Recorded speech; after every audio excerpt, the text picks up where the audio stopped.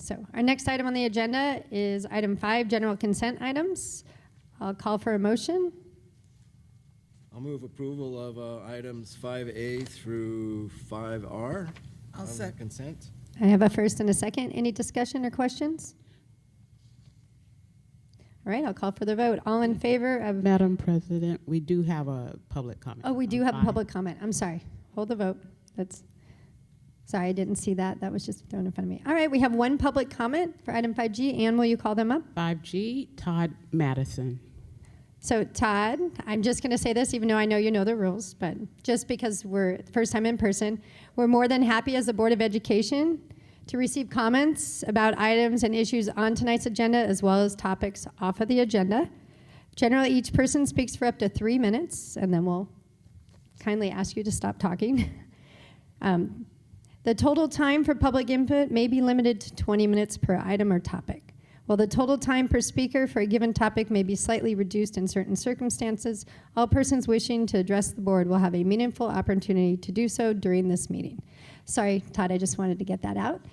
Welcome, Todd. You have 3 minutes. All right. So first, great to be back here. I like the ability to follow along with meetings while having dinner at home, but it's always nice to see everybody in person. So on this item, though, I thought I'd recap some personnel statistics for you from the last year. I understand we don't keep track of retention statistics and exit interview data, even though we have that data in front of us tonight, and at every board meeting in the personnel assignment orders. I've asked that question several times. I know the answer. We don't have it. Bizarrely enough, in the past, we've also heard we have a problem with retention, a problem large enough to justify taking millions out of the education of our kids and driving the district close to bankruptcy to solve. Anywhere else, if the CEO or HR executive of a $200 million company running a structural deficit proposed spending millions to fix a problem, couldn't produce data showing there actually was a problem, the board would laugh, maybe fire them for suggesting it. Here it seems the objective is not to provide service to our customers and manage finances prudently, but the objective is to justify extra raises for all, and we know that, whether it requires taking from our kids or not. I realize facts and data are meaningless in this conversation, but since the numbers are posted in every board agenda, as they are here, I thought I'd tabulate them from the last year. For classified staff in fiscal 21, the adopted budget showed 737 FTEs. During this year, you lost 65 staff to voluntary turnover, works out to a rate of 8.81%. For certificated, 917 FTEs, you lost 31 last year to voluntary turnover, rate is 3.38%. ADP, largest payroll processor in the country, publishes stats. In 2019, they show the average turnover for education industry is 19.2%. That means OUSD's turnover for classified is less than half the norm, and the certificated is almost 6 times lower than the norm. That's really great news. People like working here. That's awesome. It's pretty clear we don't have a problem with retention. Matter of fact, we have a retention rate any business would be promoting as a reason to work here, not hiding it. Exit interviews are how any business keeps tab on why people leave. Not here, where no such process exists. Plausible deniability, perhaps, so we can say we have a problem that doesn't exist, which is then used to justify taking from our kids to give everyone else more money, including the exact people who negotiate these raises via the Me Too clause, which is a great example of poor ethics if I ever heard one. So making decisions that benefit district employees over our kids, ignoring the facts and data when doing it, sounds vaguely familiar from issues we've heard in the past year, doesn't it? We know you're working with labor groups to find ways to give away as much money as possible to employees. Perhaps our board should actually use real data to determine what's necessary this time around, maybe spend the money on our kids instead. So thank you very much.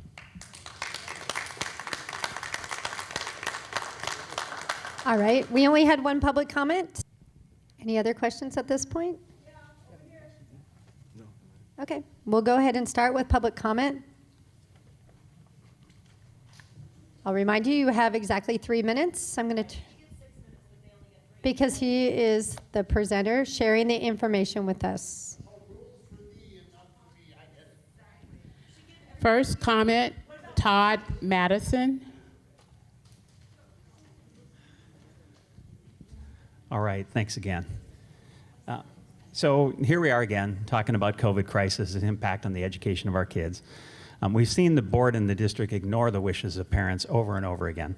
We've seen surveys crafted to get specific results. We've seen pronouncements about following the science and data abandoned when the district and board doesn't like what the science and data show. And now we've seen a recent New York Times article that even the dreaded Delta variant danger is infinitesimal for kids. They use a term I thought was kind of funny. They call it scariance. Certainly case rates are rising. Delta appears to be driving some of that. Fortunately, case rates are following the same pattern we've seen before. A serious control if you're an old guy over 60 like me and at risk. Not so serious if you're under 60, and vanishingly small if you're a child. Of course, adults who are concerned can simply get vaccinated and eliminate the risk. The risk of hospitalization from COVID for kids is at least 10 times lower than common things they do every day. As the Times says, the biggest risk to your child's health today is certainly not COVID. It's more likely to be an activity you've long decided is acceptable, like swimming, riding a bike, or traveling in a car. Our district and our board damaged our kids' education and mental health last year by ignoring data that showed school was a safer place for kids than out in the community. Actual experience in districts like Del Mar and Cajon Valley was ignored, as was documented wishes of a majority of parents, because the board needed to cater to the interests of the district, not our kids. Are we now going to see that again with mask wearing? Are we going to ignore the science and data that shows there's no need for a mask on kids, as well as the science and data showing potentially harm of doing it? Are we going to ignore the impact masks have on the ability of small kids to learn, or kids learning foreign languages? Are we going to join Alpine District in standing up and supporting our kids?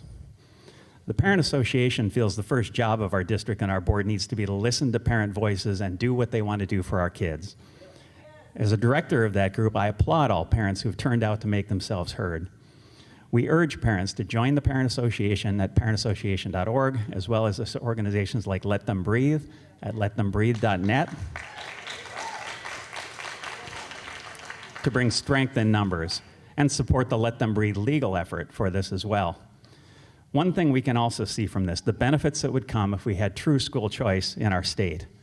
If parents could simply choose schools that offered options that suit them and their kids better, we wouldn't be having this meeting. The only kids going to school here would be kids whose parents agreed with OUSD's philosophy. I assume the board doesn't agree with that parents have a choice. The board feels parents should be forced to accept their mandates whether they like it or not.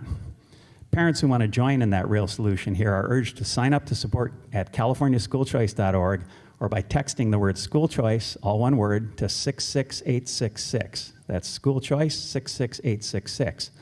Let's get our kids back in school the right way so they can start learning again. Thanks. Next speaker, Heather Johnson.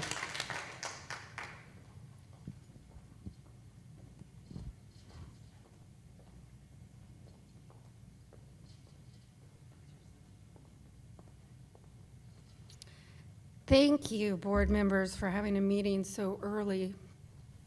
Thank you, School of Choice. Thank you, Let Them Breathe. We are here to demand you do your jobs and protect our children's right of choice. Children are not at risk of dying from COVID. Children are not super spreaders. The CO2 levels from 15 minutes of wearing a mask on any job site would have it closed down and sued. The pathogens, bacteria, and fungi found in masks from children's masks that were sent to a private lab is repugnant. Any box of paper masks you purchase gives the warning that this will not protect against a virus, including COVID. From third grade science class, my son knows masks are not used in hospital settings to protect from a virus, but from bacteria, as the pores of masks are way too large to stop a virus. All we're asking for is the choice. You have the power to stand up and not punish, isolate, or bully our children into wearing masks that they don't want to. Alpine School Board chose to let the children and their parents have a choice. Thank you. Next speaker, Desiree Famia. Hello.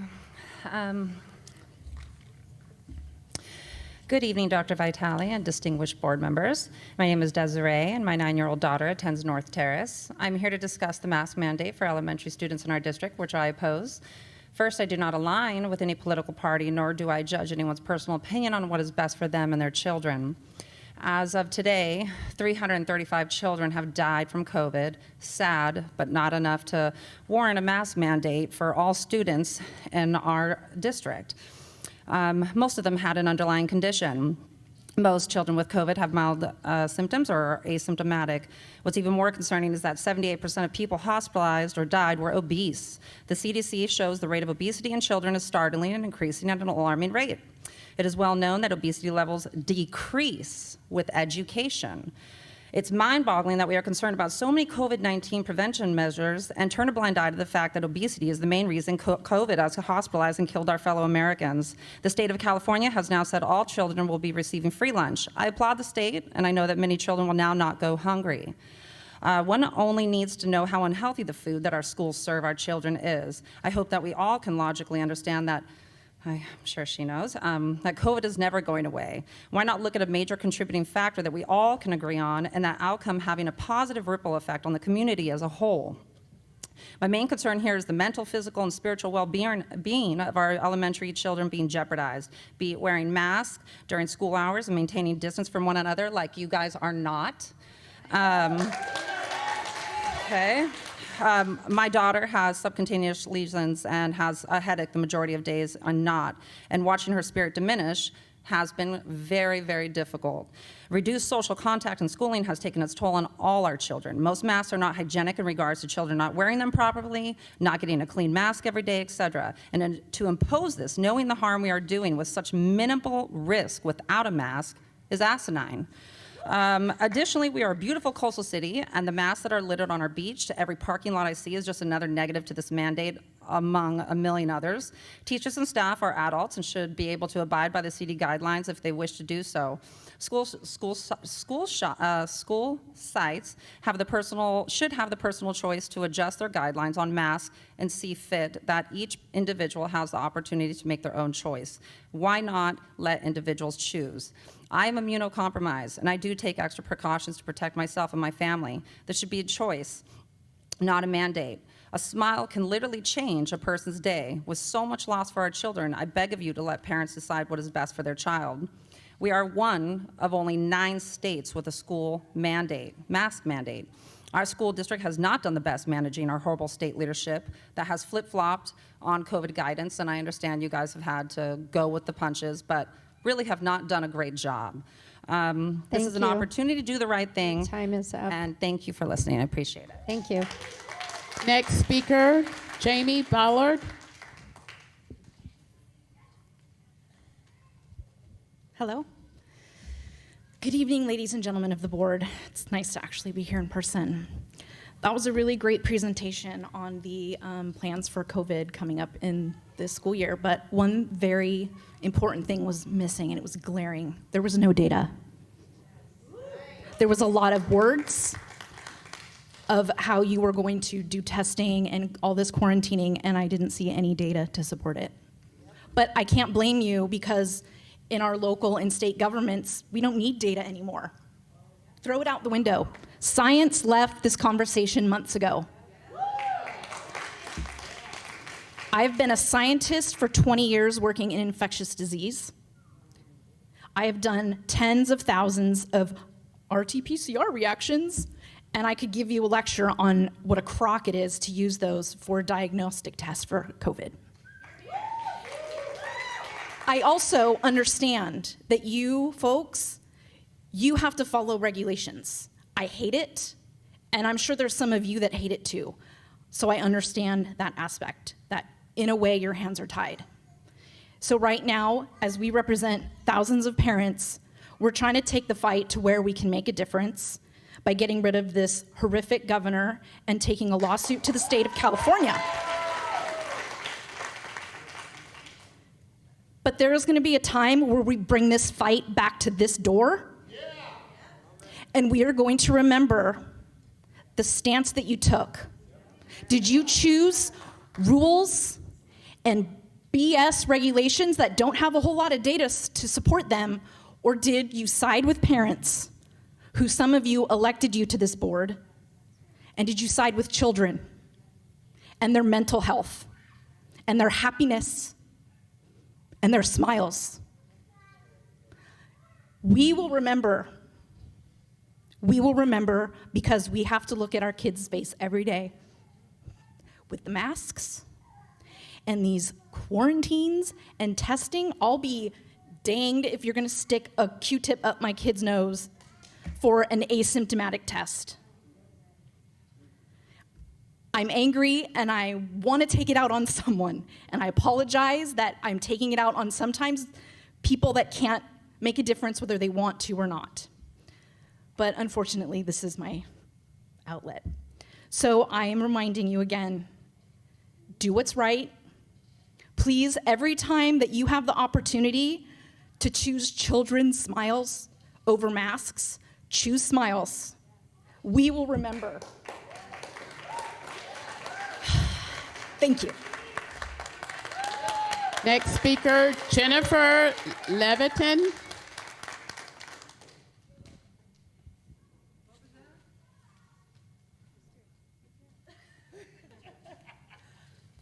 There are thousands of kids down the beach and Oceanside are not wearing masks. All right, we are still on public comment. Are you ready? All right. This is my first time, so, but I'm proud to be here and I'm proud to speak what we need to speak more about. So you guys and us as parents need to fight for. So, okay, here we go. As you know, the CDPH has announced they are leaving the enforcement of the mask mandate up to each district. I am here today urging you, our district, that you adopt a policy which truly removes the stigma of mask by not punishing students, my child, our children, and for noncompliance and allowing them to choose to wear one or not. I am asking you today to allow students to choose to breathe clean air and not their own. Let them breathe. By hiding teachers' and students' lips and muffling their speech, mask wearing makes it harder for young children to develop linguistic skills and prevents children with hearing impairments by lip reading. By not allowing them to read facial cues, teachers and students of all ages are more likely to be misconstrued, and another severe problem for children with autism. I am asking you today, how are children supposed to develop social skills when they can't even see one another's faces? They can't sit together.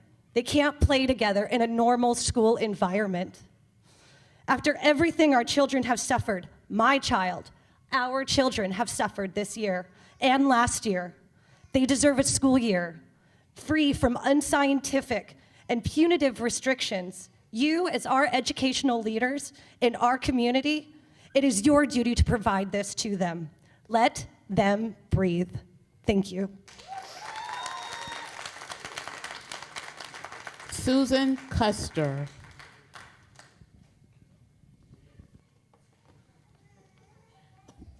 Good evening.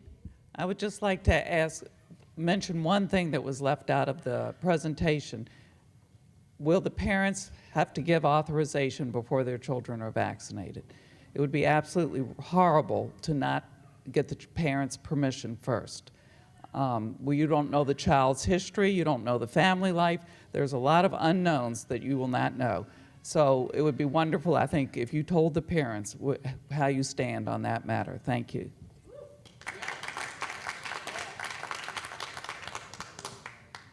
I just want to clarify that we would be providing locations for vaccinations. We wouldn't be vaccinating students without parent permission. We're simply providing the locations and the opportunity for people to do so. All right, we'll let you speak. And we...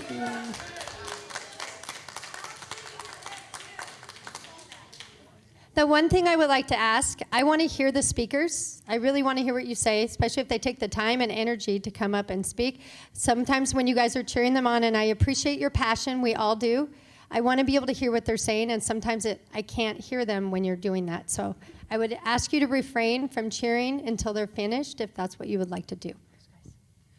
Thank you, first of all, for letting me speak. I really appreciate it. I'm Sharon McKeeman. I've been a part of the Oceanside community for over a decade. My kids are not currently in Oceanside schools, but I'm here to let you know, as a previous speaker did, that we understand that you're under a state mandate right now. We understand you're all in a difficult position, and that's why we are advocating to the state. We are taking action to hopefully get rid of that state mandate. However, you have a responsibility in the meantime.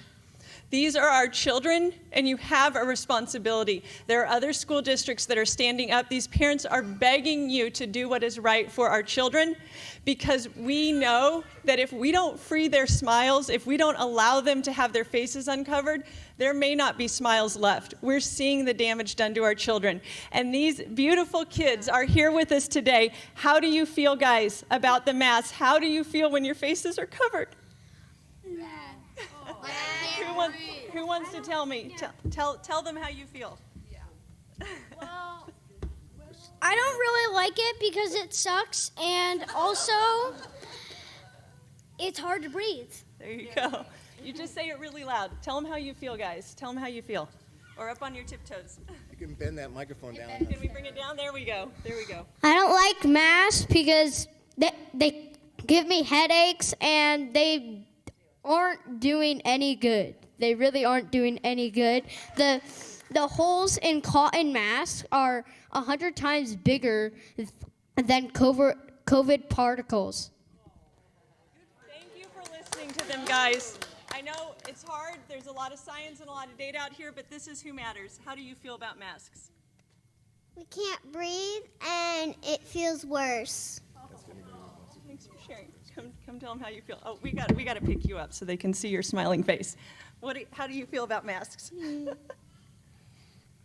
Well, I can't really breathe in it. Yeah. And they call it moculation, so Communication? So Can't really breathe. Yeah. I don't like masks because I can't breathe and they also give me a headache. How do you guys feel? Tell me how some of you feel when you see smiles. How does it make you feel? Happy. Happy? Yes. Come share your beautiful smiles, girls. How do you feel about masks? How do you feel? I don't like them. Yeah, you don't like them? What would it feel like if you could go back to school and see everyone's smiles? So happy and excited. Happy and excited? So you've heard it from them, guys. I know that you're in a difficult spot, but please take action for our kids. Speak to tell the state that you need to have local control back. You need to be able to do what is best for our children. The state shouldn't be doing our job as parents or your job as the board. Thank you. Thank you.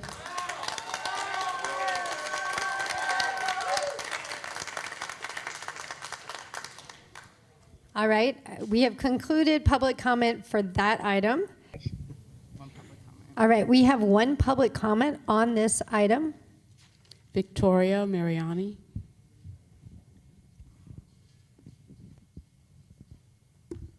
Hi. On the official name change of San Luis Rey, I respectfully but emphatically disagree with Dr. Vitale's recommendation to the board to change the name of SLR to Pablo Talk at the initial groundbreaking stage of the project in 2022.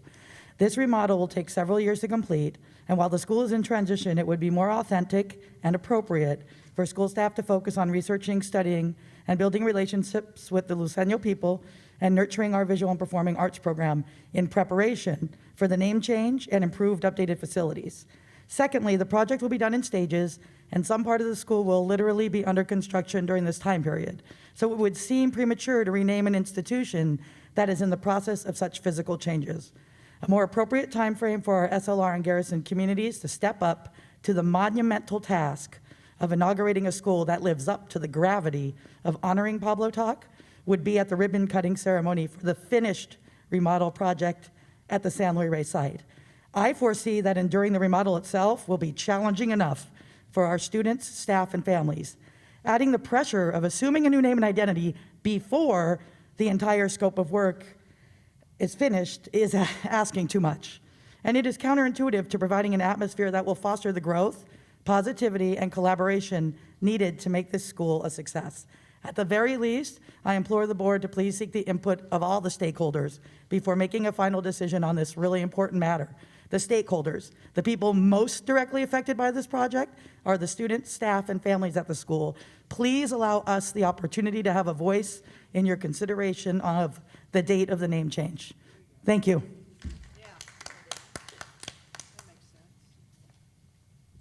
All right, our first three will be Todd Madison, Victoria Mariani, and Anna Allen, in that order. All right, I think that's the right height. All right, so thanks, thanks, Ann. So the first and most obvious issue I have to raise in off-agenda comment tonight is off-agenda comment itself. One of the first actions the board took during the pandemic was to move off-agenda comment to the end of the meeting. It used to be at the beginning of the meeting. Since then, we've seen a litany of names called with the person no longer in attendance. We'll see what happens tonight. That's exactly the point of putting comment at the end. Outweight parents who may not want to sit through hours of discussion on things that they don't care about. So we know why that's done. It's a transparent way of making it more difficult for parents to speak. Our board president has called public comment her favorite time of the meeting, mine too, and I believe that it is. But as far as I know, no motion has ever been presented to let the board vote on putting it back where it belongs, at the beginning of the meeting. I don't expect that because we know the board is not so interested sometimes in doing things that benefit the parents unless there's first some benefit to themselves or the district. Even with significant drops in enrollment, which will potentially cause huge future budget issues, have not had any impact on the board's attitude towards parents. As hard as it is now to move them, parents are still taking their kids out in unprecedented numbers because they're not happy with the direction our school districts are taking. Which brings me to the most important issue to talk about tonight, once again, school choice. I'm the San Diego County Chair for the California School Choice Foundation. We're putting an initiative on the ballot 2022 for an amendment to the state constitution to enact real school choice in this state. The Educational Freedom Act would create educational savings accounts for all kids in the state with no discrimination, funded with their share of the state's Prop 98 education funding. That's about $14,000 per student per year.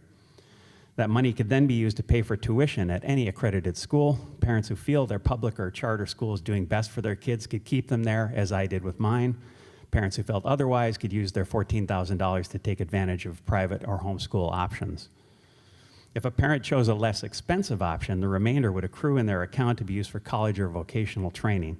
For a private affidavit homeschool parent, that could be close to $200,000 for college, all from existing funds, no new taxes. I can't imagine the board would support that in general, given the fact it would force this district to pay attention to the needs of our kids to keep them. But any parents out there who think it's a good idea to make our schools prove they're the best for our kids are welcome to join at californiaschoolchoice.org or by texting, again, the word school choice, all one word, to 66866. That's school choice, all one word, 66866, or californiaschoolchoice.org.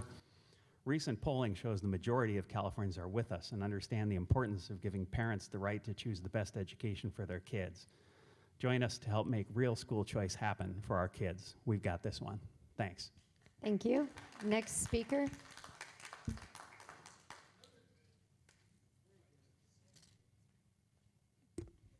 I have two items of concern that I wanted to bring to the attention of the board. Number one, I wanted to point out a gaping hole in OUSD's planning for summer. Teachers were told by email that district platforms like iReady would be open and available for student use until early August, except that no one accounted for the current 2021 fifth grade students.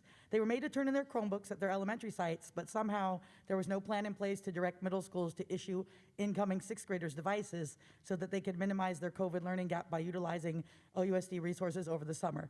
Not only is this a totally preventable travesty, but I'm personally embarrassed as I directed students to use these programs in their report card comments. The district's unpreparedness makes me look foolish. This oversight also affected outgoing fifth graders who attended summer school. But I'm thankful to my principal, Dr. Rhonda, and our librarian, Ms. Gomez, for quickly reissuing student Chromebooks for summer school use, but I'm not sure that my colleagues at every other elementary school sites were as lucky. My purpose in informing you of this is so that it does not happen again next year, and so that outgoing elementary fifth graders next year are not left in the lurch. Second, I want to state my extreme disappointment that teachers were not informed at all about the process or considerations taken by OUSD in reassigning vice principals. It seems like it was done randomly in a veiled attempt at achieving the path of least resistance, as in how do we lessen complaints on the outcome answer, make it totally random, which is ridiculous. Teachers have to differentiate daily, so why are relevant factors not considered by district higher-ups when assigning the crucial role of vice principals to school sites? SLR is in great need. Historic low test scores and high turnover of teachers and principals, oldest, most dilapidated site in the district, plus the merge, the impending remodel, the rush to rename, all this reflects why we should have been able to keep Jen Andrews as our vice principal. We have a disproportionate number of students qualifying for or in need of qualifying for extra support. We endured a year of the carousel of principals and are now thrilled to have Dr. Aranda. But Jen Andrews was a proactive dynamo who knows a significant amount of students on the radar in the queue being watched for assessment so they can be given the appropriate support to ensure academic and socio-emotional progress. OUSD should have examined each pair of schools and made conscientious, informed decisions based on individual cases. For example, since Reynolds is getting a new principal, the fabulous Liliana Gonzalez, it would make sense that a new VP be assigned there, and SLR could have kept Miss Andrews. That would make sense. But OUSD leadership didn't see it that way. They instead assigned Miss Andrews to Fusat, which makes no sense at all and is totally random. I am saddened and disheartened by this decision and by OUSD leadership's continued unwillingness to include and inform teachers and principals in and of important decision-making that directly affects them and their students. Thank you. Next speaker. Anna Allen. Next three speakers, Graham Frazier, Joyce Canine. If Graham is in the room, you can come up. And then Susan Custer. Members of the board, Graham Fraser, 50-year resident of Oceanside, former district engineer for the district between 1990 and about 2000. Got involved in a lot of the school site projects, so I was quite taken by the changes and the progress made here. Congratulations on that. But I was struck, the other number of points, the fact that there was no invocation tonight. There was no Pledge of Allegiance. Does that reflect the position of the Oceanside School District Board and their policies? So I'd like an answer on that, please, if I could get a written answer on that one. I'm here tonight to talk about critical race theory, and I want to tell you I have almost read the whole 800 pages that the Department of Education has put together for model curricula, and I challenge each of you to read that. I've also read in detail the 25-page curricula that's currently proposed for this current school year. I believe it's the second time it's been out there. And I'm really struck by the fact that it's really, I saw it as a propaganda document. In fact, one of the items here that really bothered me was that the course, reading from the course outline, this course aims to provide an emancipated education. What the hell does that mean? That tells me that there's going into the whole thing, there's a position that they're still in chains to be emancipated. What are they being emancipated from? Right. I mean, this wording is really inflammatory, really inflammatory. And I've read through the whole thing here, really. To me, this is propaganda for Black Lives Matter. This is propaganda. And really, you should be ashamed to actually put your stamp on this. Really, it's very demeaning to each and every person that has done that. Yes, it is sick. Critical race theory is, ethnic studies is a Trojan horse. Inside the Trojan horse is critical race theory, which the principle of critical race theory is the most important thing is the color of a person's skin. That's totally opposite to what Martin Luther talked about. So what's happening to this country? What's happening to you guys that you would accept this crap? Thank you. Thank you. Our next speaker.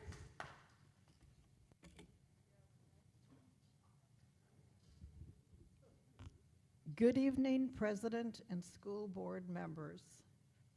I have a dream that my 4 little children will one day live in a nation where they will not be judged by the color of their skin, but by the content of their character. Wow, what powerful words. I remember them well.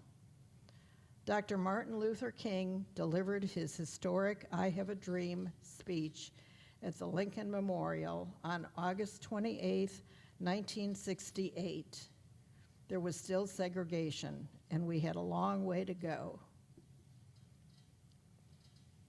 What critical race theory is doing is unexplainable to me, and it is certainly backtracking from Martin Luther King's vision. How can teachers look at white children as young as 5 or 6 in the face and explain racism to them and tell them they are racists? Oh, and tell black and brown children they are victims. That will either deflate their spirit or make them angry, and none of the above is an option. If America is as racist as teachers' unions say they are, how is it that Obama was elected twice with only a population of 12% black people in our country? Explain that to me. Tribalism is not good, and neither is CRT.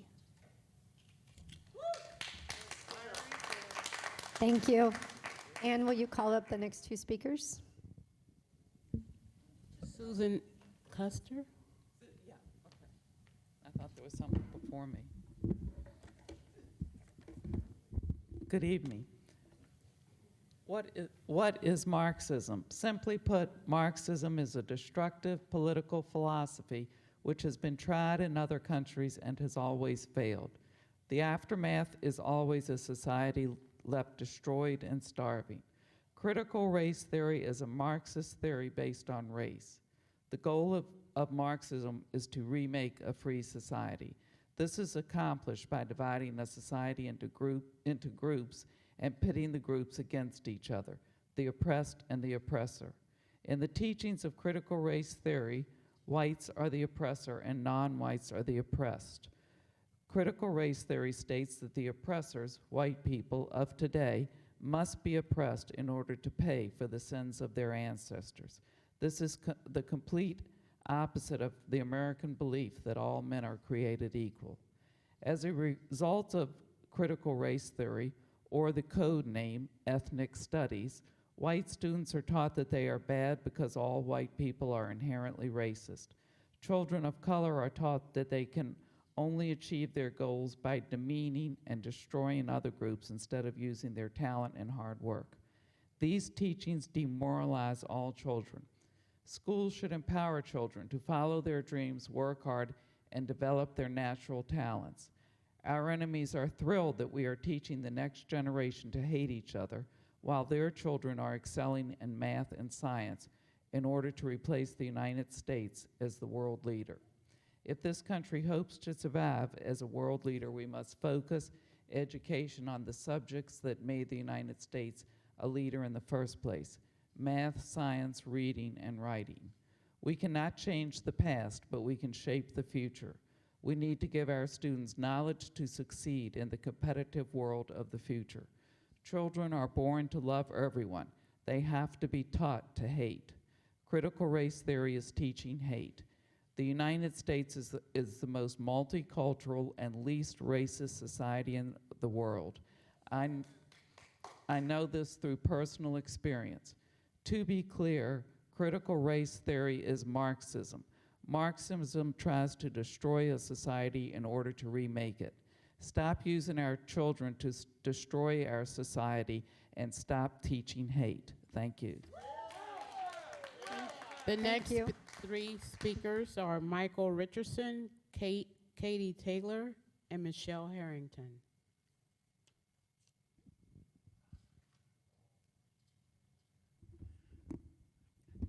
Good evening.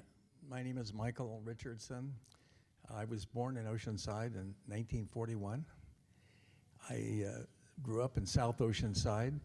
I was in the first class at South Oceanside Elementary School. Went there from the first through the 6th grades.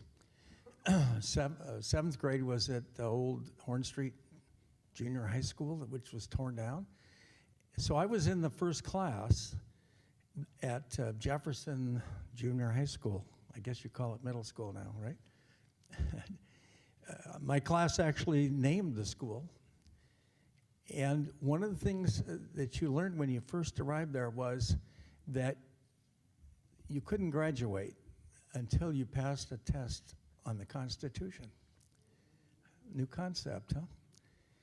This was a test that was given at the end of the year.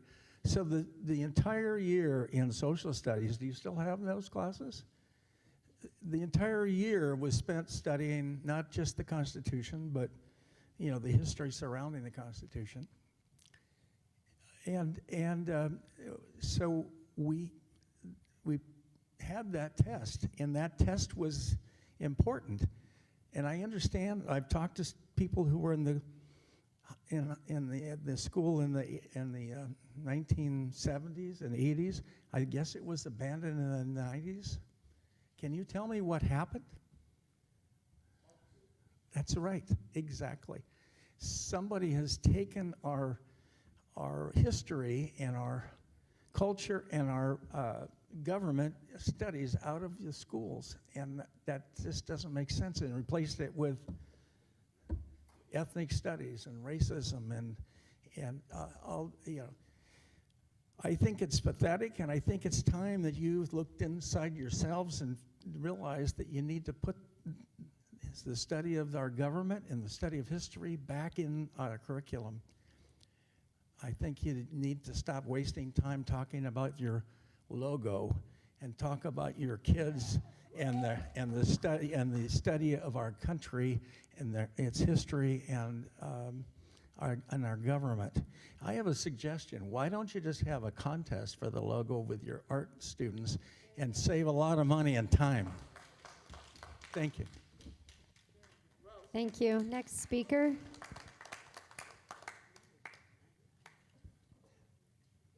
Well, before I get started, there's something I have to do. Dr. Sparks, you're fired. What I heard tonight from you was just unbelievable. But anyway, most of you know I'm here to speak against the Ethnic Studies program that you have already all approved. Let me read something to everybody from this. Oh, and by the way, there may not be many of us left here tonight because we're willing to wait it out to tell you our opinion, but the people that are here, we will not give up until this garbage goes in the trash dump it belongs in. And I just want to this is straight from the guide. I've been through it. It's just garbage. It's trash. Right. Okay, this is one of the things you want to teach the kids. Students will learn about how prisons and capitalism, let me repeat that. Students will learn about how prisons and capitalism work together to put people of color in prison. Students will be introduced to prison industrial complex and understand how powerful it has become in California and America. Did you really approve that? Shame on you. You must not have read it. I know. And you know what? It's page after page of stuff just like this. So anyway, as you're fully aware, I'm here to discuss my disgust with this document that you call ethnic studies. I emailed all of you, or most of you, and anybody who wants the email from me that did not receive it, I'll be happy to send it to you. All documents, lawsuits, complaints from parents all across the country, and a detailed analysis of this right here by the Californians for Equal Rights, which you should read in detail. Excuse me? Would you like to come up here and speak too? Come on. Yeah. Well, you're not stopping him. Well, you wanted to talk to me. You asked me up. Well, you're talking, so I can't hear myself. All right, you guys. Excuse me. You need to address the board during public comment. I know, but... All right, keep going, please. You have a minute. Okay. I'm here to tell you loud and clear, you and any teacher that agrees to instruct these materials will be responsible for creating racism, bigotry, divisiveness in the Oceanside school system. I am here to tell you your attempt to teach our children Marxism and socialism will not proceed without a fight. As parents and teachers all across the country are filing lawsuits to stop critical race theory. And don't tell me this isn't critical race theory. Don't tell me, oh, it's ethnic studies. You know darn well that's the roots of everything in this document. I'm here to tell you your blatant attempt to take control away from parents by instructing their children to believe schools and governments know what is best for them to learn about people and how we should view each other is outrageous. It's proof we need cameras in every single classroom to know what the teachers are doing. Yeah. I'm here to tell you we will not let you push your false narrative onto our children while they sit as your innocent victims in classrooms. Thank you for your time. I gave you an additional 20 seconds. Thank you. Oh, you gave me additional 20 seconds. I All right, waited next 2.5 speaker, please. hours to have my voice. I really don't like it when you point your finger at me. I am listening to you. Harrington. Next speaker, please. Is Michelle Harrington here? Well, I am certainly here. And you know what? I work 7 days a week. I have my own business. I'm raised in a Marine Corps family, and I was appalled that you guys did not say the Pledge of Allegiance. One thing that you got to remember is we are all Americans. That's why we're here. We finally woke up. It's like a badly run HOA, which I am now president of my HOA, because the first time I attended that meeting, I thought, what the hell is going on? I can still say that word. So the thing is I thought I'm 68, that the last thing I would be here at a meeting monitoring you guys. Now, you're all American. I see a lot of doctors here. You work damn hard for that doctorate. So I would like you to get out of your intellectual bubble. I call this self-proclaimed intellectualism in this country, where we can't talk. And obviously, I've listened to you guys. I don't think you're reading what I just heard here. I'm shocked. So I'm a great-grandmother, and I thought I'd never be here in America talking about stuff like this. Let's get back to the bottom line. Like I said, I was raised in a Marine Corps family. I'm very proud of our nation. We are the freest country in the world. We all know it. Martin Luther King has been spoken amongst my generation. I come from the 60s, believe me, and I've never called myself a feminist. It makes me sick. That word, I've lived my life, I've done my own thing. I say what I want, I do what I want, and I'm telling you, if you guys continue to go in this way, we will be having government-run schools, not public schools. This is what our taxpayers pay for. So just give your kids and my great-granddaughter the opportunity to have a free life. Enough of this stuff going on in the schools. Now, I don't know what pressure you're under. I respect all of you. You've listened well, and I don't like disruptions and people cussing, and it's unnecessary, but we got to use our heads. And one thing I'm not going to lose is my freedom to speak, to assimilate, to talk whatever I want in America. You know, all of this diversity, my God, we're all Americans. I've never called anybody a name. I've traveled the world with my dad. When I was 13, I was taught respect, you know, and I'm telling you, the first time I thought I was in Hawaii, working at my first job was a pineapple factory. And what do I have? This big Hawaiian chick, beautiful chick, telling me, Hallie, pick up your pineapple. She wanted to beat the crap out of me. I'm telling you, we ended up having lunch together and getting along because that is who we are. I don't hate anybody. Nobody really hates me as far as I know. So why don't we just have common sense and get back to the basics? And I would suggest that anytime you get these things from the state or whatever on critical race theory, this is all news to me, and I'm doing my homework now. I'm back to John Dewey, who started the Dewey Decimal System, because we've been screwed up since the 50s. So you all have experienced freedom. Let our children have that same freedom, okay? And I pray to God that you vote against the mask wearing. I know you've got your agenda. Thank you for your time. But enough is enough, okay? And you're a grown man. You Next must have speakers, kids. Patty Kay, Okay. Julie Sturk, and Deborah Tobias.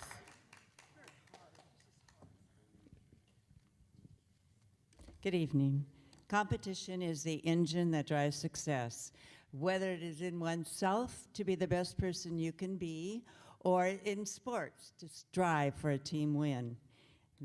This ethnic studies, CRT, curriculum destroys this challenge. It levels everyone in the classroom by making them a victim of skin color, gender, socioeconomic status. For an example, the new proposed California math curriculum states, 1, we reject ideas of natural gifts and talents.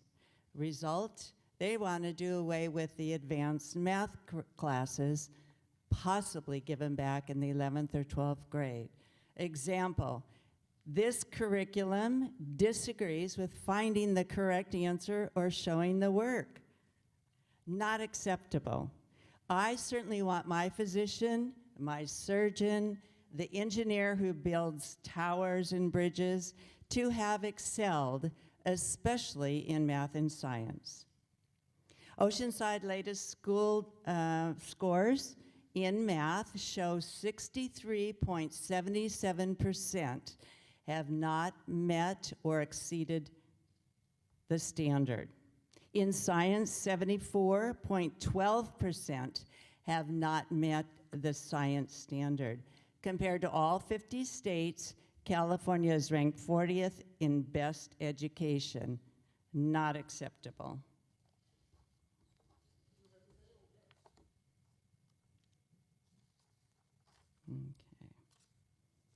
Okay. Is CRT the code word in your last workshop that you said many times that you are not able to say anymore? Just asking. Julie, can I assume that since you were named Superintendent 2021 Equity Champion, congratulations, that you totally endorse Oceanside ethnic curriculum? I'm wondering, do you, Julie, feel any guilt earning a six-figure salary due to the color of your skin? My challenge to the board tonight, have an anonymous survey of teachers and parents on who does and does not want CRT, your ethnic studies, taught in the classroom. Please. Thank you.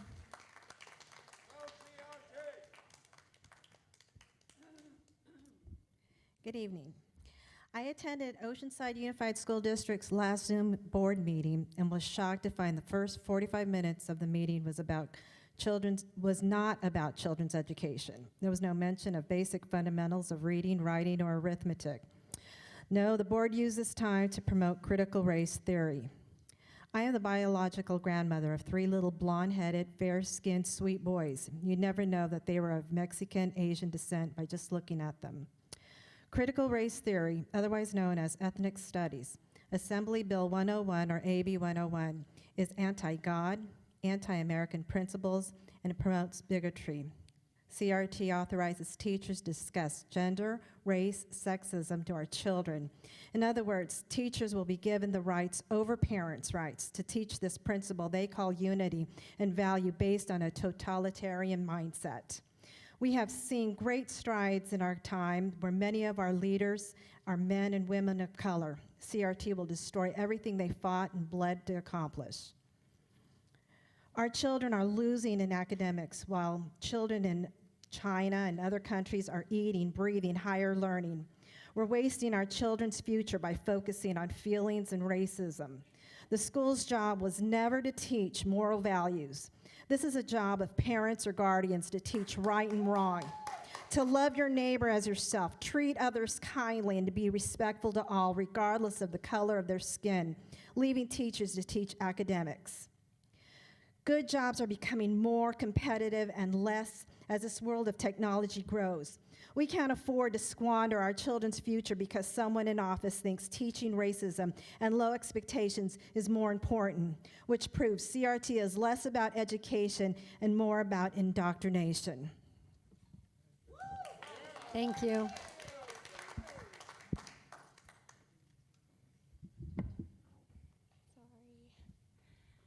Good evening, members of the board and families here.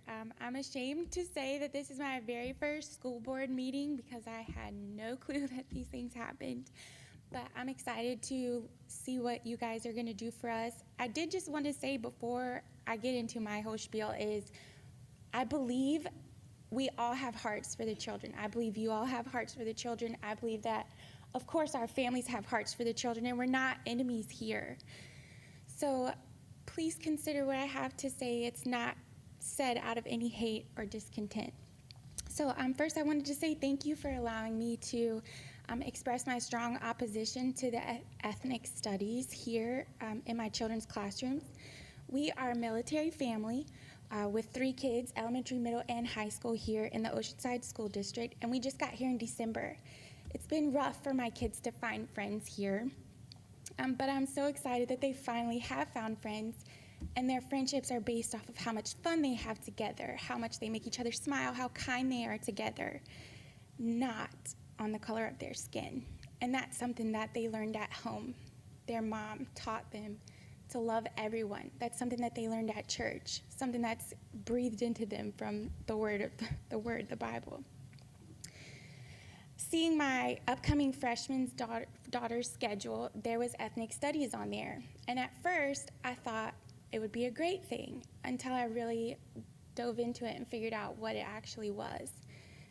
And now I can't not imagine the following situation that happened in an actual Pennsylvania school. Imagine 2 new friends, my daughter just making new friends, 2 14-year-olds. They're at opposite ends of the classroom, and one of them is considered oppressed, and the other is considered not oppressed. These 2 girls were just having lunch together, and they were laughing and joking about their dad's ridiculous dad jokes that they shared at the barbecue the night before. So they're confused as to why one is called an oppressor and one is called oppressed when they live side by side. I just wanted to say, critical race theory is also called the ethnic studies, but let's just face what it really is. It's modern day segregation.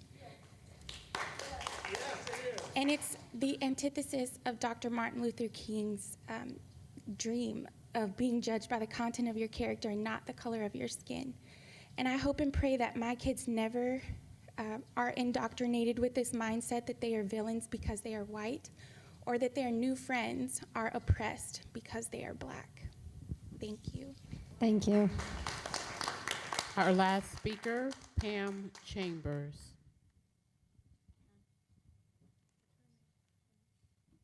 Superintendent, board members, good evening.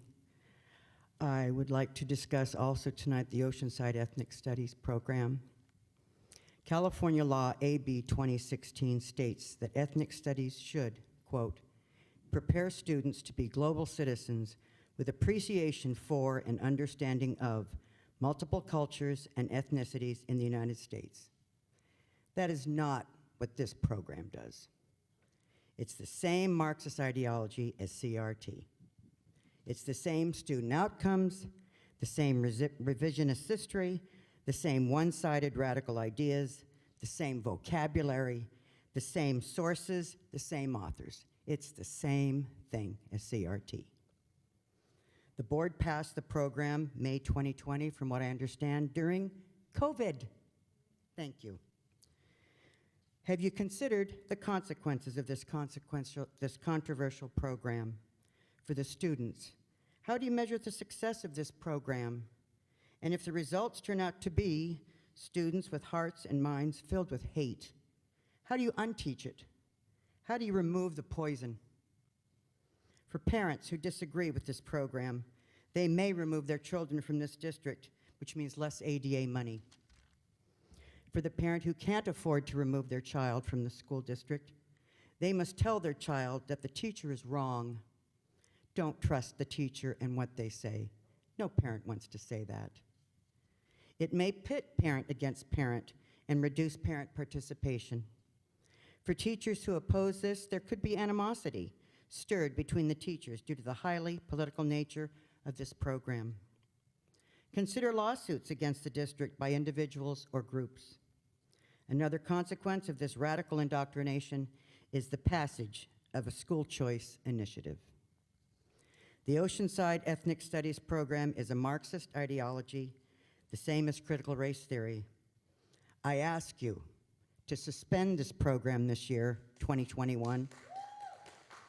It requires much more discussion in the open and in person with community members and parents. With the passage of AB 101, if it passes, it will require this for graduation, which makes it even more compelling that this program should be reviewed and revised. Return to AB 2016 and study cultures and ethnicities in the United States, but also promote the ideals of equality, freedom, and character. Thank you. Thank you. All right, that is our last public comment.